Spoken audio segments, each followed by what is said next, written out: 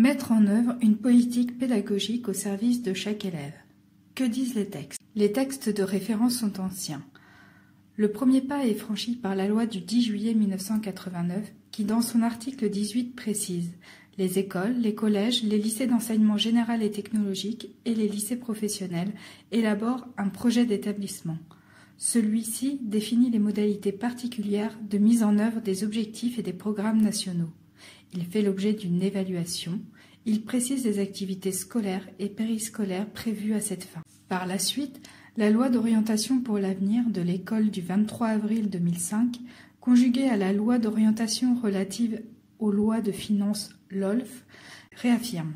Les collèges, les lycées, les écoles régionales du premier degré et les établissements régionaux d'enseignement adapté disposent, en matière pédagogique et éducative, d'une autonomie qui porte sur, premièrement, l'organisation de l'établissement en classe et en groupe d'élèves ainsi que les modalités de répartition des élèves. Deuxièmement, l'emploi des dotations en heures d'enseignement et dans les lycées d'accompagnement personnalisé mises à la disposition de l'établissement dans le respect des obligations résultant des horaires réglementaires. Troisièmement, l'organisation du temps scolaire et les modalités de la vie scolaire. Quatrièmement, la préparation de l'orientation ainsi que l'insertion sociale et professionnelle des élèves. Cinquièmement, la définition, compte tenu des schémas régionaux, des actions de formation complémentaires et de formation continue destinées aux jeunes et aux adultes. Sixièmement, l'ouverture de l'établissement sur son environnement social, culturel, économique. Septièmement, le choix de sujets d'études spécifiques à l'établissement, en particulier pour compléter ceux qui figurent aux programmes nationaux.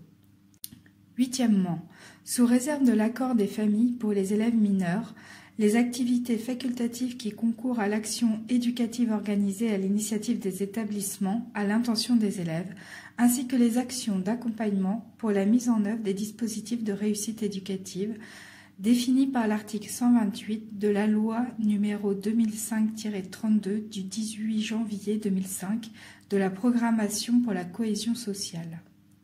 Cette loi reconnaît d'ailleurs, dans son article 34, le droit de ne pas respecter les cadres nationaux pour expérimenter des actions en faveur de la réussite des élèves.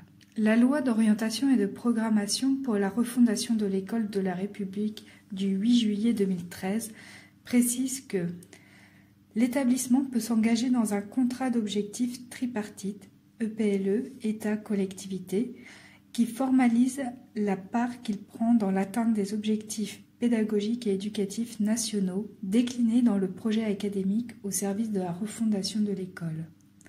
Il lui revient de faire des choix dans l'utilisation de ses moyens sur la base de dotations globalisées qui lui laissent une marge de manœuvre, base de l'autonomie de l'établissement. La réforme du collège de 2016 renforce l'autonomie des établissements et des enseignants et par conséquent leur capacité d'adaptation aux besoins et aspirations des élèves. Le ministère réaffirme que les pratiques différenciées s'enrichissent de toutes les innovations et initiatives pédagogiques des équipes enseignantes.